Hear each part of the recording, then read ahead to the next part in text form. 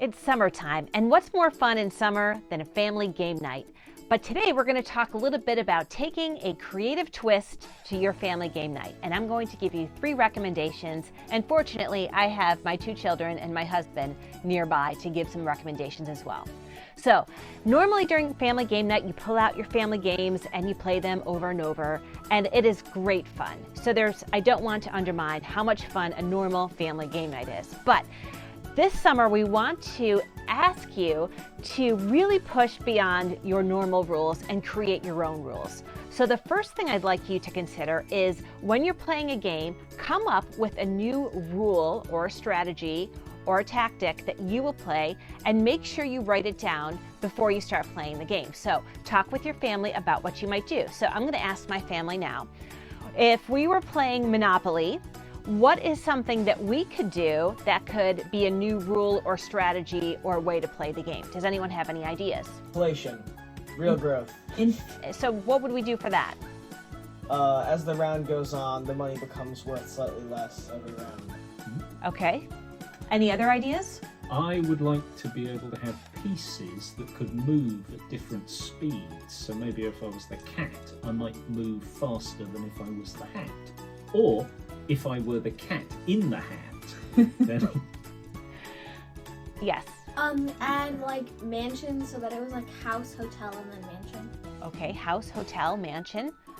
So come up with a new rule and make sure you all agree on it and write it down before you play the game.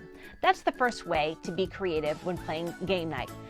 So the second thing you can do is take 2 different games, maybe even games that you've lost some of the pieces to, and smush them together to create a whole new game. So let's take Monopoly again, and this time let's take my Trouble game, which I've lost all the pegs to. So I'm going to ask my family, how can we use the Trouble game together with Monopoly? You could try kind of like playing Monopoly, but like on the board, so you could use like the dice in the dome as like the dice that you play. Okay. When you roll, like the amount of, like if you got like a 5, then you would get like $50. If you got 60, you get 60. Or what if you have to make your way all the way around the board before you go into the main board? Yeah. Look at what you have and don't have. And here's a really easy tip, is to go to garage sales where they're typically selling games for like $0.25. Sometimes if the pieces are missing, say, challenge accepted. The third option is to take objects, any objects that you have laying around the house that you don't typically use, and come up with a whole new game. And this really stretches your originality as a family. So what are some things, and I'm in a very messy basement right now, you can't see around me, but it's very messy. I'm going to ask my family, what are some games that we could play with some of the objects around this very messy basement? We could play with the rolls of sticky tape we've got. So we could have sticky tape bowling.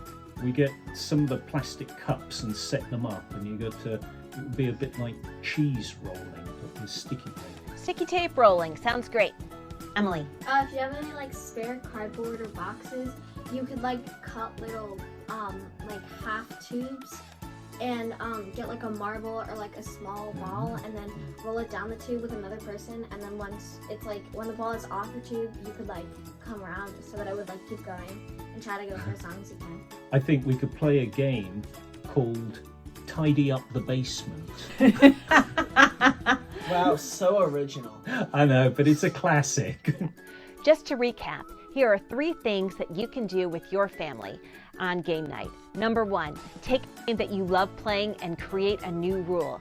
Don't forget to write down the rule beforehand so everyone is on the same page. Number 2, take 2 old games, smush them together, and see what kind of new game emerges. And number 3, find objects around your house that you no longer use and create your own game. This concludes the Summer Family Series Video 2. If you like this video, give us a thumbs up and make sure you subscribe to our station.